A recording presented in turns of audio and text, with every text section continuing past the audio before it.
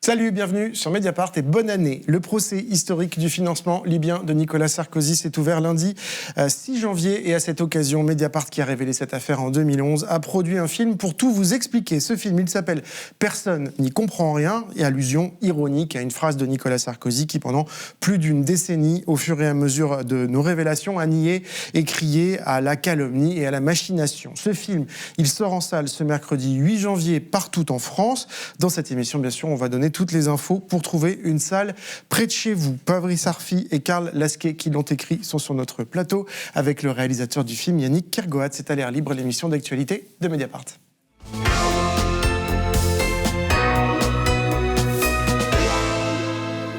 Et bonjour à tous les trois, bonne année à vous, année qui commence pour vous en fanfare avec un procès historique que vous couvrez, Fabrice et Karl, de Nicolas Sarkozy, soupçonné d'avoir fait financer sa campagne de 2007 par le pouvoir de l'ex-dictateur libyen Mouammar Kadhafi, assassiné en 2011, et avec un film produit par Mediapart et qui sort ce mercredi 8 janvier dans les salles de cinéma partout en France avec de nombreuses projections débats à Paris et dans toutes les régions, dès ce mardi en fait, avec des avant-premières, et à partir de demain, jour de la sortie, le 8 janvier. Demain, vous faites même une séance marathon avec 12 séances prévues dans 3 cinémas à Paris, l'Espace Saint-Michel, le Luminor, l'Arlequin.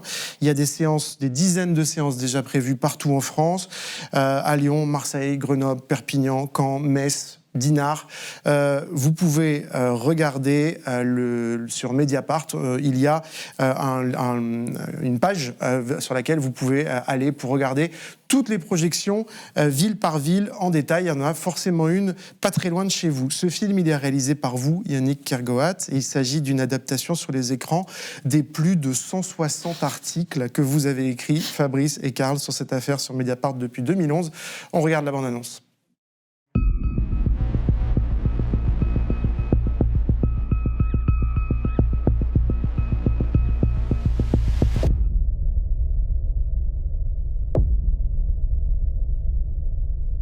Pour comprendre cette affaire, il faut commencer par remonter assez loin en arrière.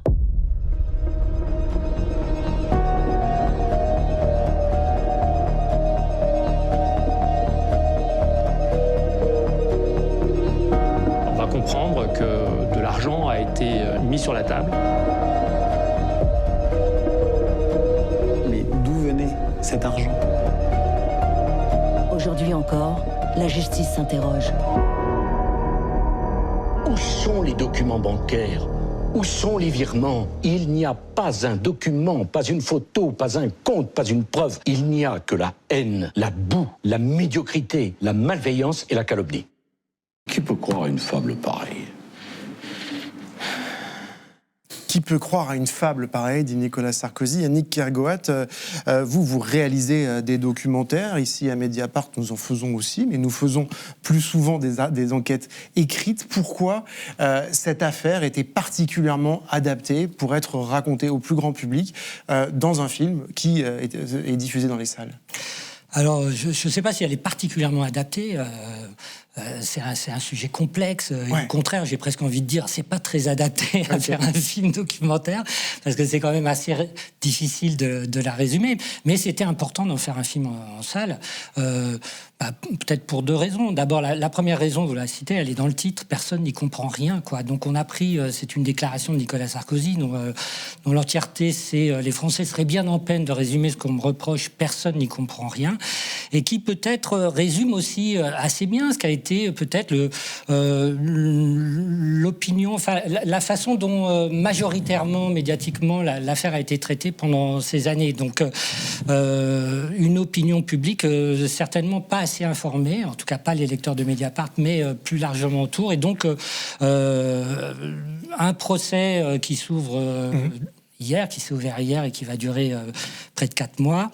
Donc l'occasion, de faire le point, de faire le bilan et de raconter cette affaire le mieux possible. Fabrice et Karl, cette idée de faire ce film, en fait, elle trottait dans la tête depuis longtemps.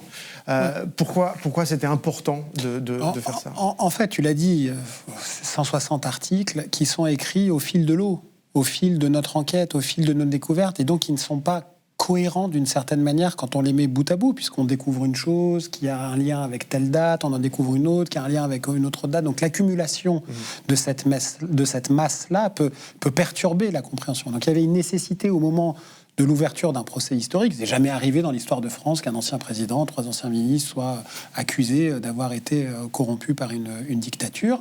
C'était le bon moment pour tout remettre en ordre en allant sur le terrain de Nicolas Sarkozy. Puisque c'est ce que dit Yannick. En fait, cette histoire, médiatiquement, paradoxalement, un peu dur à comprendre, mais c'est comme ça, elle a essentiellement vécu pendant 14 ans, depuis nos premières révélations, par la force des démentis de Nicolas Sarkozy, qui a bien sûr le droit de se défendre.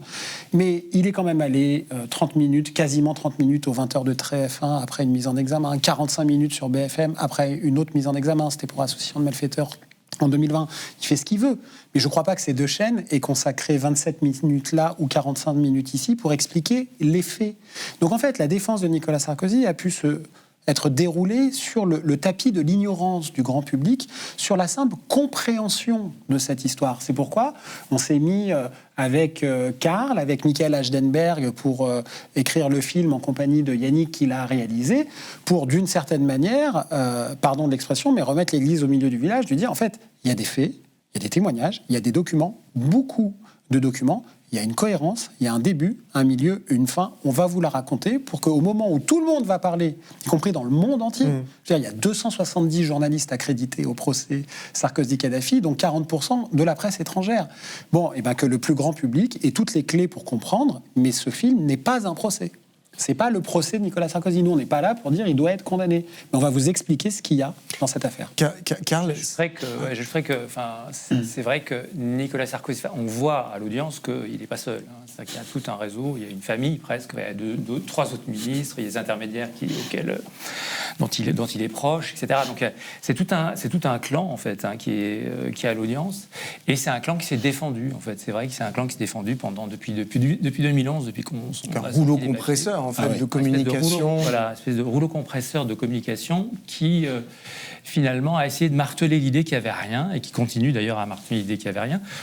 Et ça, paradoxalement, en tenant un discours un peu différent de celui qui est obligé de tenir devant les juges, devant les policiers, etc.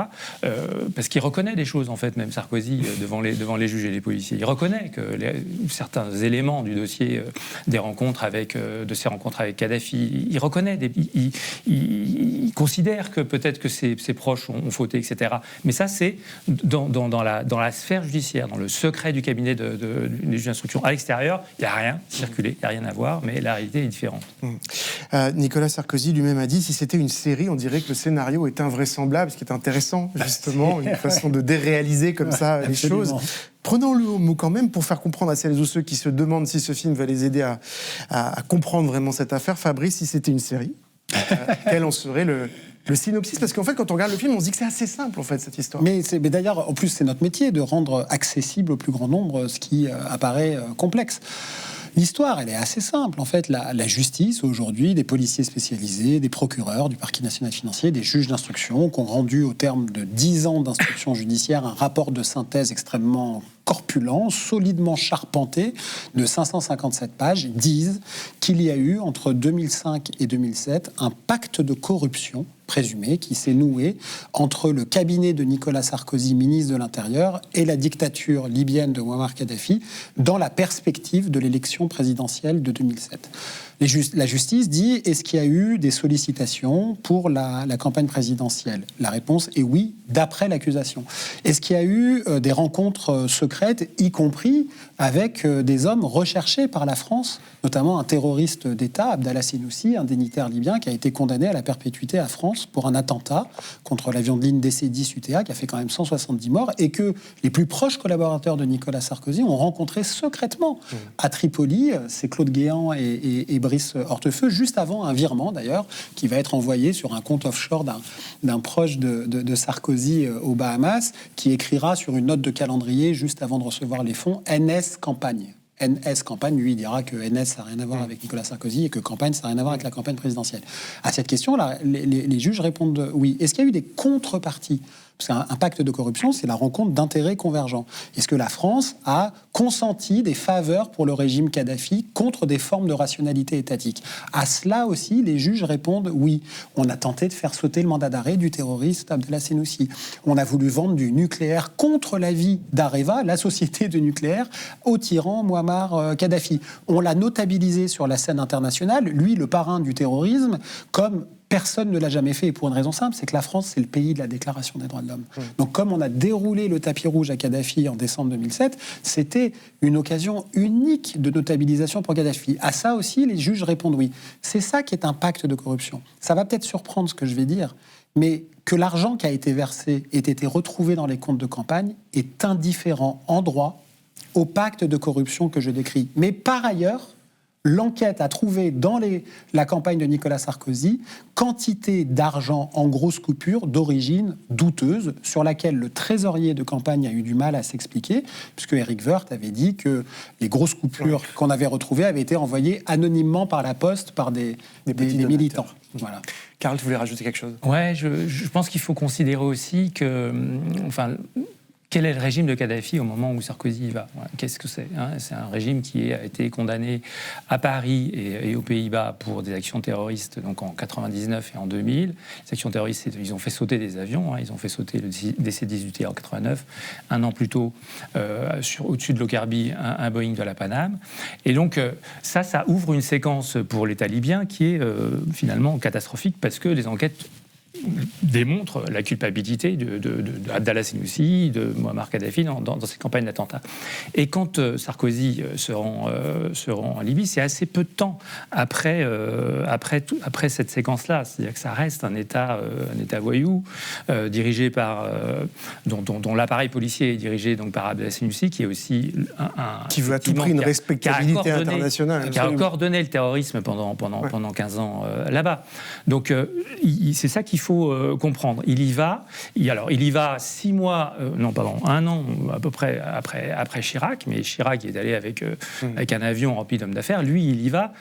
C'est un petit peu différent la manière dont il va, et c'est ce que montre l'enquête. Il y va grâce à Senussi, c'est-à-dire que Ziad Takedine, l'intermédiaire qui a portes ouvertes au sein du clan Sarkozy, il prend contact avec Abdallah Senussi, et donc il prend contact avec le responsable des attentats, et il va nouer tout le pacte, l'arrivée, le voyage, les rencontres de Guéant se font à travers l'organisation d'Abdallah Senussi.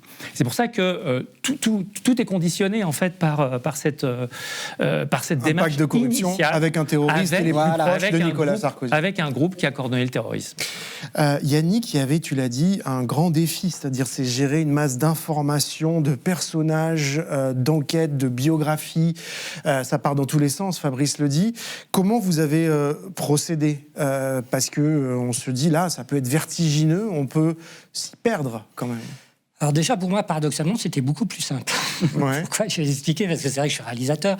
Et par exemple, un an avant, j'avais fait un film sur la question de l'évasion fiscale. Là aussi, une question très compliquée, avec beaucoup de déterminants, beaucoup d'acteurs, etc. Pas les mêmes, évidemment, mais... et ça m'avait pris presque 1 an et demi d'enquête, de lecture, de rencontres, etc., avant de commencer à écrire le film. Or là, toute la masse des informations, elle était là, elle était disponible. Il y avait le livre de Karl et Fabrice, avec les compléments du guide, il y avait les 150 articles de Mediapart. Et puis, pour écrire le film, j'avais ceux qui, certainement en France, connaissent le mieux le dossier avec les juges d'instruction aujourd'hui. Donc, pour moi, c'était relativement simple. Après, c'est vrai qu'il y a un enjeu d'écriture. C'est vrai que l'affaire, elle est foisonnante, parce qu'il y a énormément de choses qui se passent, qui se disent, qui s'enquêtent. Il y a beaucoup de détails. Ça ne se limite effectivement pas à ce qu'il reste dans le film d'explications, de faits qui sont expliqués, abordés. Mais après, j'ai envie de dire, c'est un travail. Voilà, j'aurais du mal à l'expliquer. Ça fonctionne beaucoup par soustraction. On se dit, voilà, ça c'est peut-être moins important, ça c'est essentiel, etc. Avec un filtre qui est celui du cinéma. On ne raconte pas une histoire au cinéma comme on écrit, par exemple, l'article de compte-rendu de la première audience hier. C'est pas la même chose. On travaille avec les images, on travaille avec les témoignages. Et pour moi, ce qui a été tout de suite très important, Et je pense que ça fait consensus immédiatement avec Karl, Fabrice et Mika. Au début, c'est de dire on ne va pas en rester simplement à l'affaire. On ne va pas en rester qu'à l'affaire. J'ai envie de dire presque aux faits divers de l'affaire, mais on va essayer quand même d'élaborer, de réfléchir ensemble aux coûts démocratiques, aux enjeux démocratiques d'une affaire comme cela. Et à partir de ces deux éléments, voilà, on a composé, on a écrit un film ensemble, et puis la difficulté, parce qu'il y a des difficultés quand on fait un film, ça a été le temps, parce qu'on l'a fait très rapidement. Alors très rapidement, avec une grande campagne, alors ça il faut le signaler, puisque en gros, rappelle-nous les dates, mais c'était il y a quelques mois, Mediapart, enfin en gros au milieu de cette année. Voilà, au milieu de l'année précédente, en 2024, on a lancé un appel aux dons, un crowdfunding, en disant c'est un projet exceptionnel que le budget de Mediapart ne peut pas assumer seul, faire un film de cinéma au cinéma. Et alors là, contre toute attente, 10 138 donatrices et donateurs ont versé plus de 500 000 euros qui nous ont permis de financer ce film. Ils sont tous remerciés d'ailleurs dans le générique. Ils sont intégralement remerciés dans le générique, mais parce que ça nous donne une force inouïe. Je veux dire, on a tous eu l'impression d'avoir une espèce de mêlée derrière de 10 000 personnes qui disaient « Allez-y !» Faites-le, ce film. Et puis, c'est très, franchement, je peux pas faire du sentimentalisme, mais il y a quand même quelque chose d'un peu émouvant de se dire qu'il y a 10 000 personnes qui sont prêtes, en moyenne, c'est une moyenne, mettre 50 euros. On n'a pas eu de dons sur les 500 000 euros, il n'y a pas quelqu'un qui a donné 50 000. Le maximum, c'est une personne qui a donné 2 ou 3 000, mais sinon, c'est... Voilà. Mais quand même, qu'on mis la main à la poche pour ceux qui en avaient les moyens. Et il y a quelque chose de beau, quoi, dans la réalisation de ce projet. Et on les remercie, bien sûr, toutes et tous, évidemment. Mais justement, tu parlais de quelque chose qui est beau à regarder. Et en même temps, dans cette affaire, Karl, pendant 11 ans, en fait, vous avez déployé les différents volets de cette affaire. Il y a eu beaucoup d'hostilité, beaucoup de doutes médiatiques au départ, des confrères, d'autres rédactions, des opérations d'enfumage claires et nettes, avec parfois la complicité de certains médias comme BFM TV au moment de la rétractation de Ziad Takieddine, c'est évoqué dans le film. Bon, voilà. Un feu roulant, on l'a dit tout à l'heure, des dénis, d'attaques, de ripostes, y compris judiciaires de Nicolas Sarkozy et de son entourage pendant cette période-là. Est-ce que ça n'a pas été justement, à un moment, est-ce que vous avez eu des moments difficiles dans, évidemment, la rédaction de Mediapart, vous soutenez, mais au-delà, est-ce que vous vous êtes dit, en fait, on n'y arrivera pas, c'est trop compliqué, il y a trop d'hostilité? Mais donc au départ, non, puisque on est plutôt content d'avoir des archives inédites. Ça démarre des archives de Takieddine, donc qui est l'homme au cœur de tout ça. Donc au début, on est plutôt on ouvre la caverne d'Ali Baba, des documents. Donc maintenant, c'est sûr que en étant dépositaire de cette espèce de trésor documentaire quand même, forcément. On était un petit peu les seuls à l'avoir aussi, donc forcément les autres l'avaient pas. Forcément, on était regardés aussi avec pas forcément de la rivalité, mais c'est vrai qu'on est des médias forcément rivaux sur le terrain de l'information. Donc, je pense qu'il y a eu au début peut-être ce point-là qui fait que on nous a regardé un petit peu de loin. À tort, puisque la justice s'en est emparée. Et c'est quand la justice s'en est emparée là, pour le coup, on aurait dit, là, maintenant, pourquoi est-ce que tout ça n'est pas examiné par la collectivité des médias?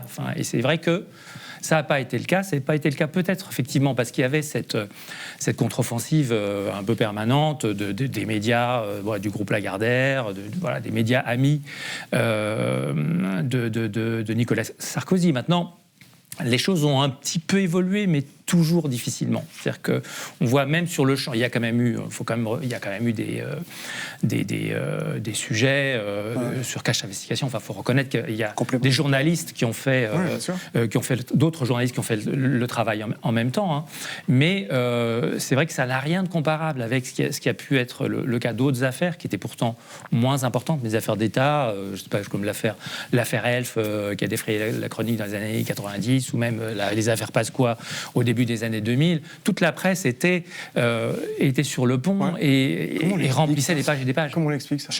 Il y a une explication rationnelle, c'est ce que dit Karl, c'est-à-dire qu'il y a des médias amis qui ont même parti lié avec Nicolas Sarkozy. Je veux dire, le groupe Lagardère, Nicolas Sarkozy est administrateur du groupe Lagardère. C'est quand même extraordinaire, parce que ça raconte. Ceux qui organisent les manipulations médiatiques ont au conseil d'administration du groupe propriétaire du média le mis en cause. Et c'est pas dit d'ailleurs dans les articles. Bon, ça se passerait dans un autre pays, on dirait que c'est quand même bizarre cette oligarchie, etc. Bon, ça, on peut comprendre. On peut comprendre qu'un journal comme Le Figaro, qui a des amitiés idéologiques, politiques fortes, qui a même appartenu pendant longtemps à un sénateur UMP du parti Nicolas Sarkozy, ne soit pas très allant sur le dossier. Bon, très bien. Mais c'est vrai qu'il y a quelque chose d'impensé sur comment c'est possible, et pour moi, ça raconte quelque chose de, pour partie, une ultra-concentration des médias, où on voit concrètement les conséquences de ça, où dans la délinquance en col blanc, la corruption, c'est la rencontre du pouvoir et l'argent. Par définition, les mises en cause ont une puissance. Ils ont des réseaux médiatiques, ils ont des réseaux politiques, et donc c'est un laboratoire extraordinaire pour imposer un contre-récit, un récit parallèle. Et ça, c'est les vents contraires que tu décris, et contre lesquels il est dur de lutter quand on ne s'intéresse pas profondément aux faits, quand on fait tomber la poussière de la communication, les rideaux de fumée des contre-feux, et qu'on regarde cliniquement, froidement, le calque des faits. Qu'est-ce que c'est la réalité? En fait, on voit bien que ça colle pas avec la commedia dell'arte de Nicolas Sarkozy dans ses interventions. Ce qui est plus questionnant, en effet, c'est pourquoi il n'y a jamais eu une d'un grand hebdomadaire sur cette affaire, à partir du moment où la justice récupère tout ça et documente. Encore une fois, on n'est pas là, nous, pour dire il faut dire que Sarkozy doit être condamné, etc., mais juste raconter les faits. Et c'est vrai que quand j'en parle avec des confrères ou des consoeurs de la presse étrangère, on se dit, mais il y aurait la même histoire, avec la même intrigue, le même polar, en Allemagne, en Angleterre, aux États-Unis, mais t'aurais des headlines tout le temps. T'imagines CNN, les ouvertures, la moindre affaire de Trump, etc. Et là, pas. Pour moi, ça raconte quelque chose, je crois, de français dans la façon de mésinterpréter, de ne pas appréhender la tragédie des affaires de corruption. Le fait que, par exemple, la justice est évidemment rendue publiquement et les audiences sont couvertes par la presse, mais par exemple, il y a certains pays où les audiences sont filmées. Et je suis sûr que les dépositions parce que Nicolas Sarkozy, il est déjà intervenu, il a déjà plaidé sa cause dans les autres affaires, notamment la dernière, et celle de donc l'affaire Bismuth et dans l'affaire Big-Malion. Et là, on a bien vu déjà sa défense, c'est toujours la même, c'est-à-dire que moi je ne savais pas, si on m'avait dit, mettez-vous à ma place, etc. Et là, quand on voit, disons, ce type de défense à l'image, c'est quand même différent que quand on le voit à la télévision. C'est pas la même défense tout à fait en plus, que celle qui est produite sur les plateaux. C'est pas le même discours. Voilà, bien sûr. Yannick, un mot là-dessus, peut-être. Je ne sais pas quel était votre regard. J'aurais peut-être des mots un peu plus durs, sur l'état de la presse en France et dans la manière d'expliquer les choses. Et si je pense qu'on peut rester mesuré, mais on peut avoir un discours un peu plus offensif sur effectivement le symptôme d'un monde médiatique aujourd'hui en France par ses concentrations, par on va dire le milieu général des journalistes qui explique ça. Moi, je prendrai qu'un exemple, c'est l'éditorial de Barbier hier sur Radio J, quoi. Enfin, voilà, et le poids des éditorialistes justement pour porter le là de cette information. Barbier, il dit clairement, il n'y a rien dans le dossier, il n'y a aucune preuve, c'est un procès politique. Voilà, en résumé, et lui, il le fait. Sans avoir lu une page, il le fait. Donc, c'est au-delà de la fainéantise, j'ai envie de dire. Parce qu'il pourrait quand même lire les articles, il pourrait s'intéresser à l'ordonnance de renvoi, enfin voilà, il pourrait avoir des arguments, il n'en a pas. Donc on est très, très au-delà, effectivement, d'un mauvais travail. Alors, le film détaille très bien les différentes étapes de votre enquête. On ne va pas, évidemment, tous les passer en revue. Allez voir le film. On va remettre le lien pour voir toutes les projections. Mais il y a quand même plusieurs aspects qui sont intéressants, notamment le début, c'est-à-dire ce que, Karl, tu as déjà un petit peu dit, c'est qu'au début, cette histoire part, alors pas tout de suite, mais assez vite, sur le fait que vous avez ce qu'on a appelé sur Mediapart les documents Takieddine, c'est-à-dire toutes sortes de notes, documents, des milliers d'éléments qui sont les notes personnelles et documents personnels de Ziad Takieddine, caverne d'Ali Baba. Et alors, ça, c'est intéressant. Comment on fait ? Parce que, évidemment, C'est pas, vous n'avez pas des documents et puis vous recopiez et vous publiez des articles. C'est pas comme ça que ça marche. Comment on travaille sur cette masse documentaire qui, quelques mois après, va aboutir à ce que vous appelez le soupçon libyen et cette affaire de financement? On reçoit au début de l'année 2011 un mail de quelqu'un qui nous dit « j'ai peut-être quelque chose sur quelqu'un qui vous intéresse ». Et ce quelqu'un qui nous intéresse, c'est Ziad Takieddine, qui est pudiquement un intermédiaire pour la justice, un agent de corruption présumé, l'envoyé spécial du cabinet Sarkozy. Et ce quelque chose sont ses archives numériques. Donc en fait, c'est vraiment des disques durs, des clés USB. Et c'est vrai que pour des journalistes comme nous qui s'intéressons à la corruption, c'est inouï d'avoir ce matériau-là. Avec une chance dingue pour nous, c'est que Takieddine, c'est un besogneux. C'est-à-dire que quand il fait un rendez-vous, il fait des notes préparatoires. Et après le rendez-vous, il fait des comptes rendus. Puis il y a des éléments manuscrits. Et il scanne. Donc il y a des documents officiels, des documents à lui, des photos. C'est comme ça qu'on voit Hortefeux sur son yacht. Le yacht qui est une fraude fiscale d'ailleurs. Et comme ça qu'on voit des documents du ministère de l'Intérieur, des enveloppes frappées du sceau du cabinet de Claude Guéant, etc., etc. Dans les documents de Ziad Takieddine, des versements bancaires, toute sa structure offshore, son patrimoine. Avec Karl, on était ahuris d'être dans le ventre de la délinquance en col blanc. On était à l'intérieur de ça avec ces documents. Et donc ça nous a pris beaucoup de semaines, évidemment, pour vérifier d'abord l'authenticité, de comprendre ce qu'on avait... et d'ailleurs, ça nous a pris des années, parfois, pour comprendre que tel élément, en fait, avait un lien avec l'affaire libyenne. C'est un peu comme la lettre volée de Pau. Des fois, il y a des éléments qui sont sous les yeux, mais on ne sait pas exactement quel sens ils ont. Et puis quand on a le reste du puzzle... mais en fait, on avait la pièce qui permettait de mieux comprendre. C'est ce qui est arrivé dans l'affaire libyenne. Et donc, à partir de l'été 2011, on a décidé de faire une campagne de révélation, les documents Takieddine, qui vont donner lieu au mois de juillet 2011 à notre premier papier qui va lancer l'histoire, qui était titré Sarkozy-Guéant : le grand soupçon libyen. Voilà. Et c'est vrai que ces archives numériques, c'est la porte d'entrée. C'est-à-dire qu'on voit où c'est le trou de la serrure, un peu. Ouais. C'est-à-dire qu'on voit en fait l'autre facette de l'État. C'est-à-dire on voit vraiment l'État secret, ce qui se prépare en secret. Parce que bon, les visites, elles étaient connues, mais jamais on avait entendu parler de Takieddine dans l'affaire de la visite de Nicolas Sarkozy en Libye. Donc on découvre tout ça, réellement. Et on découvre la proximité aussi. Ça, c'est le truc qui est peut-être le plus... D'ailleurs, ce qui a surpris aussi le public lecteur Mediapart, c'est la proximité presque intime de cet intermédiaire-là, mais aussi, on l'apprendra aussi d'Alexandre Djouri avec le personnel politique. Et là, on a quand même deux mondes qui ne devraient pas se rencontrer. On a quand même des responsables politiques qui ont un parcours, qui ont des responsabilités, qui ne sont pas censés pacter avec des professionnels de l'argent noir. L'autre moment, alors il y a plusieurs autres moments, mais c'est évidemment, on va peut-être parler de cette note, justement. Alors là, on montre juste un extrait du film.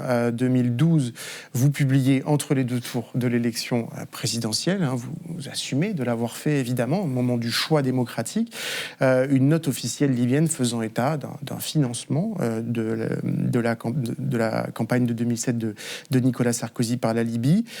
Je la montre parce que son authenticité a été très longtemps très contesté pour lever toute ambiguïté. Aujourd'hui, depuis longtemps, c'est plus le cas. Et voilà, il y a plusieurs décisions. Nous, si on la publie, c'est parce qu'on l'a authentifié, mais bon, ça suffit pas pour évidemment convaincre tout le monde, et c'est bien normal. Donc c'est un accord de financement, c'est la promesse. C'est-à-dire, nous, on est prêt à financer la campagne, ça date de décembre 2006, à concurrence de 50 millions d'euros. Ça ne veut pas dire que 50 millions d'euros ont été versés. D'ailleurs, les juges disent de manière très honnête dans leur rapport de synthèse, on n'a pas de vue d'ensemble de tout ce qui a été versé, mais on a mis en évidence des paiements et des contreparties. C'est pourquoi il doit y avoir un procès. Nicolas Sarkozy puis Brice Hortefeux nous ont accusés d'avoir publié un faux document. Il y a eu une enquête pendant 3 ans et demi. On a gagné en première instance, on a gagné en appel, on a gagné devant la Cour de cassation, qui est la Cour suprême, si j'ose dire, de l'ordre judiciaire français. Et on a tellement gagné que Nicolas Sarkozy a dû nous verser de l'argent. Moi, et Brice Hortefeux aussi, c'est-à-dire que moi, à mon bureau, là, en dessous, j'ai 2 chèques. Un chèque de Nicolas Sarkozy, un chèque de Brice Hortefeux que j'ai encadré parce qu'ils ont été condamnés à nous rembourser des frais parce qu'ils ont définitivement perdu dans ce dossier. La note, elle est signée par un dignitaire libyen qui est c'était un peu le patron de la DGSE libyenne, les services extérieurs libyens, qui s'appelle Moussa Koussa. C'est pour ça qu'on l'a appelé la note Koussa. Et Moussa Koussa a été retrouvé au Qatar où il s'est exilé après la guerre et il a dit... le contenu de la note est vrai, mais c'est pas moi qui l'ai signé. Donc il a un peu accrédité l'idée qu'il pourrait être inauthentique, ce document, et en disant c'est pas ma signature. Et il a signé son PV avec une signature, et les juges ont demandé aux 3 meilleurs experts graphologues de France de travailler chacun de leur côté sur toutes les signatures qu'on a de Moussa Koussa dans des documents officiels français et celui de la note. La conclusion est imparable, formelle des 3 experts, c'est la même.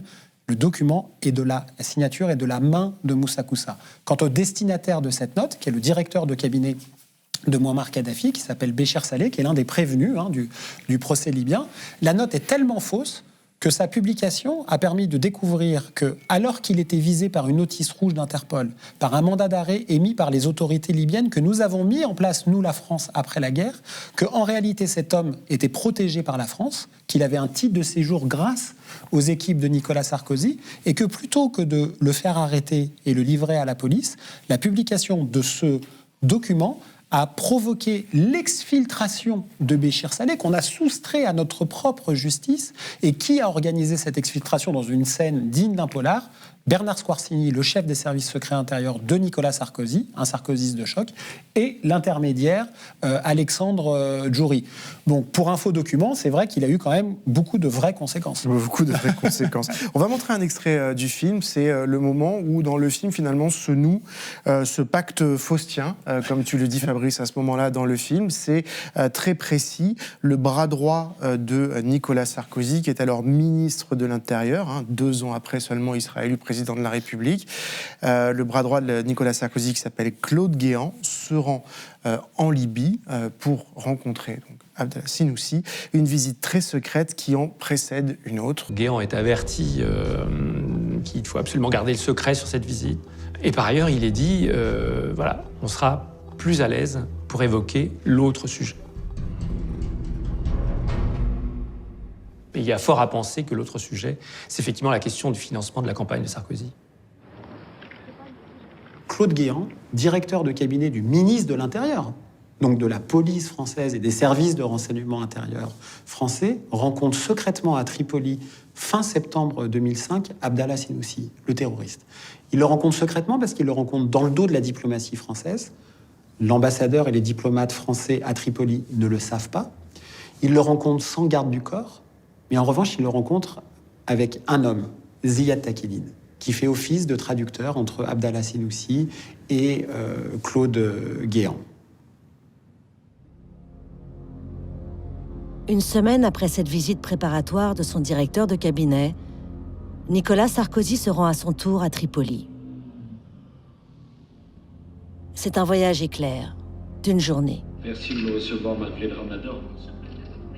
Officiellement, le ministre de l'Intérieur, qui n'a pas de mandat diplomatique, vient discuter avec Mouammar Kadhafi de questions liées au contrôle des flux migratoires et du terrorisme. Mais les officiels présents vont être surpris par un inhabituel et long tête-à-tête que les 2 hommes vont avoir à cette occasion, hors caméra et en la seule présence de leur interprète.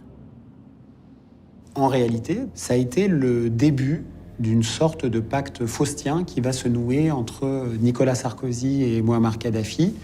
Mouammar Kadhafi, connaissant les velléités politiques de Nicolas Sarkozy de vouloir devenir le président de la République française, pour une raison simple, c'est qu'il en avait été informé par Ziad Takieddine, les notes des documents Takieddine le démontrent, propose d'aider Nicolas Sarkozy à conquérir le pouvoir en France. Yannick, ça c'est un moment particulièrement important du film. C'est un moment où les choses se nouent, où ce pacte de corruption s'établit, se crée d'une certaine façon. Oui, c'est presque le début de l'histoire d'une certaine manière. Les faits les plus importants, enfin ceux qui vont... tout le reste va en dérouler d'une certaine façon. Et là, on a un peu la grammaire du film, très simplement. L'idée, c'était pas de raconter l'affaire dans sa chronologie, c'était de raconter l'enquête.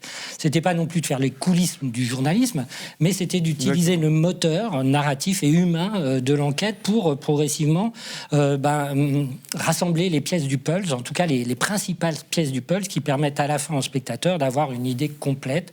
Donc on voit qu'on fait des sauts quand même dans le temps, il y a des allers-retours, donc il y a une timeline, il y a toute une intensité aussi narrative qu'il faut créer au cinéma, parce qu'on fait un spectacle, après tout, le cinéma, quoi qu'on en fasse, c'est un spectacle. Donc autant que ça soit un bon spectacle, qu'on assied les spectatrices et les spectateurs sur leur fauteuil, et puis qu'on les tienne jusqu'au bout, quoi. Donc voilà, là on a un peu un exemple de la façon dont le film va fonctionner ensemble, avec évidemment les images d'archives. Avec la voix de l'actrice Florence Loirecaille, une des héroïnes de la série Le Bureau des légendes. Marie-Jeanne. Marie-Jeanne, son personnage qui nous guide vraiment bien dans cette enquête. Évidemment, petit point quand même important, parce que c'est évidemment très important dans cette enquête. L'autre moment clé de ce film et de ce que vous avez raconté depuis des années, c'est 2011, bien sûr, l'intervention de l'ONU sous l'égide de la France de Nicolas Sarkozy en Libye, qui va aboutir à la mort de Mouammar Kadhafi, dans une Libye qui se déchire. La question que tout le monde se pose, pour faire simple, c'est Nicolas Sarkozy a-t-il fait la guerre en Libye pour effacer les traces du financement libyen qu'il a reçu ? Qu'est-ce qu'on peut répondre à ce stade, d'après les informations qu'on a aujourd'hui Notre positionnement, c'est évidemment pas d'agiter des idées conspirationnistes pour dire qu'une guerre a été fabriquée de A à Z pour effacer les traces de compromission passées. En revanche, le fait est que dans le sillage des printemps arabes, il y a eu un début de guerre civile et de rébellion, de révolution dans la ville d'ailleurs dissidente de Benghazi en février 2011, après la Tunisie, après l'Égypte, et qu'il y a eu un opportunisme, une accélération de l'histoire décidée par Nicolas Sarkozy, qui a pris la tête d'une coalition internationale. Les Américains ont même appelé ça la guerre de Sarkozy, pour aller très au-delà d'un mandat de l'ONU qu'il a obtenu pour renverser le régime Kadhafi, qui va même aboutir jusqu'à la mort du dictateur, qui n'était absolument pas prévu.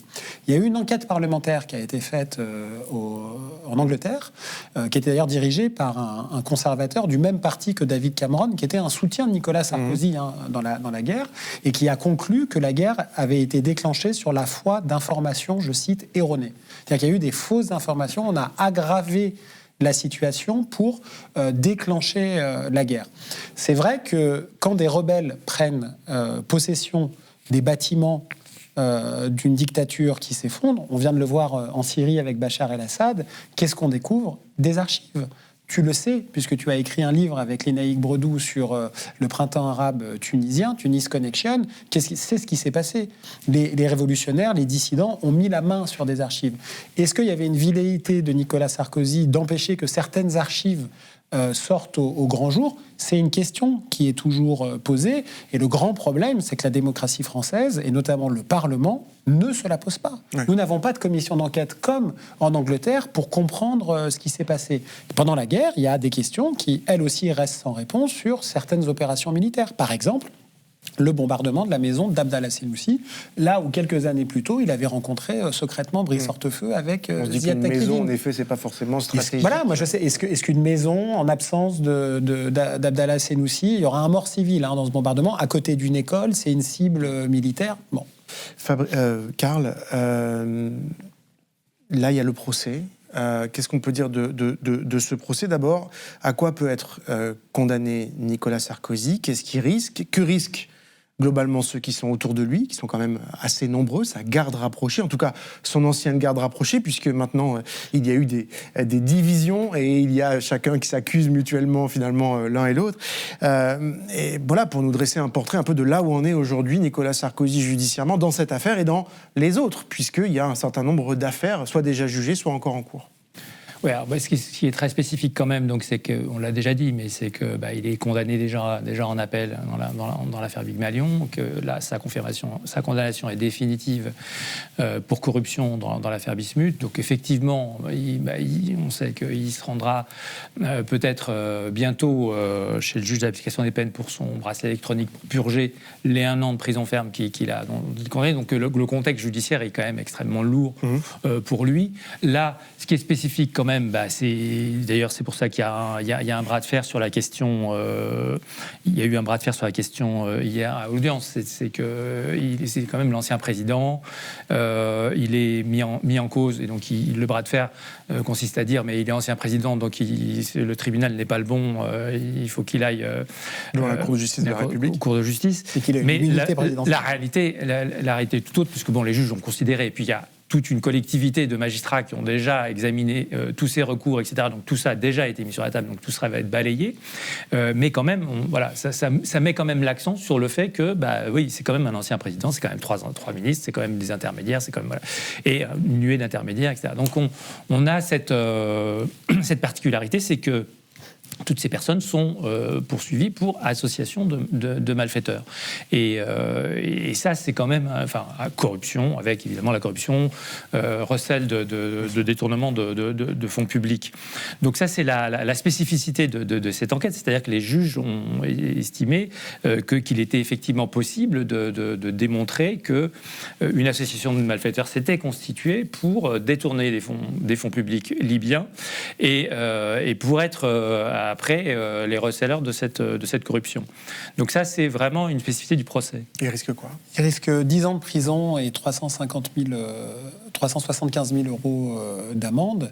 Et c'est vrai que le procès, c'est un moment unique, parce qu'il y a une unité de lieu, de temps et de personnes. C'est-à-dire qu'ils sont tous là au même moment, au même endroit. Et donc, devant du public et devant la surveillance de la presse, d'une certaine manière. Et donc, c'est vrai que quand on connaît le dossier d'instruction, il y a des choses spectaculaires qui se sont passées dans le secret des cabinets d'instruction.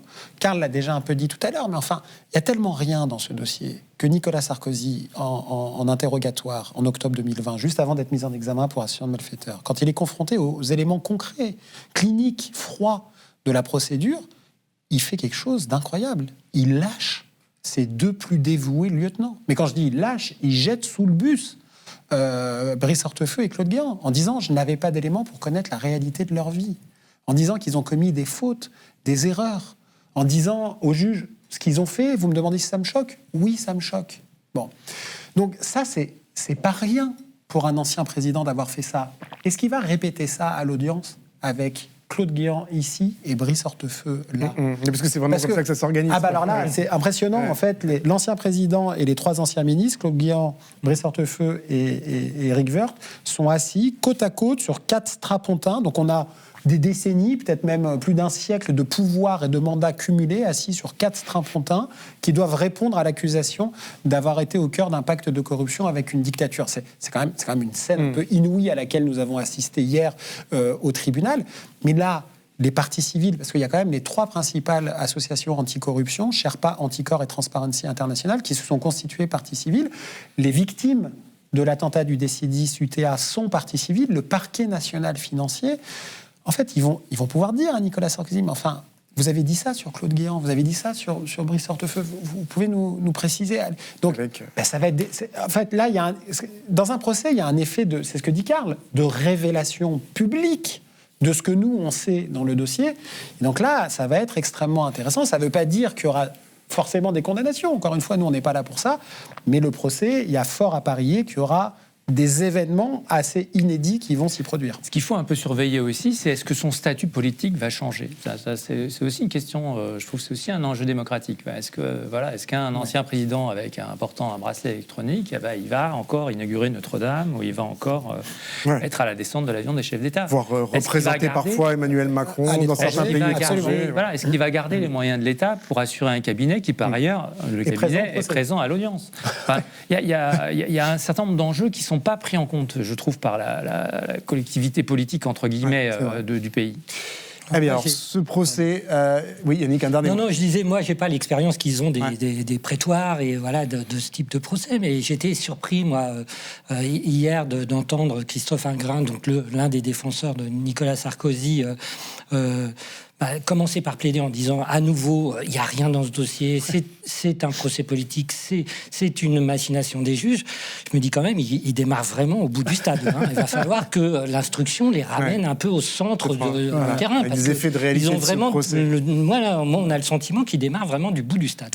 Ce procès, on le suit évidemment sur Mediapart sous votre Plume. On peut trouver aussi sur Mediapart une page spéciale sur ce film et sur le procès avec les principaux articles, les protagonistes, les réponses aux questions que vous posez sur cette enquête. Et puis donc, bien sûr, on le redit, ce film, personne n'y comprend rien, qui sort en salle dès ce mercredi 8 janvier. Il y a des avant-premières dès ce soir, il y en a plein mercredi et puis dans les autres jours. La rédaction de Mediapart qui se déplace pour être le plus possible à ces projections et ces débats et échanger avec vous. Toutes les infos sont sur le site dédié dont l'adresse s'affiche. Personne n'y comprend rien. Il s'appelle ce site. Voici l'adresse qui s'affiche. Ce film, comme ces émissions d'ailleurs, ne sont possibles que grâce à vos dons et vos abonnements. Donc si vous le pouvez, abonnez-vous à Mediapart. En ce moment, c'est 3 mois pour 1 €. À très vite.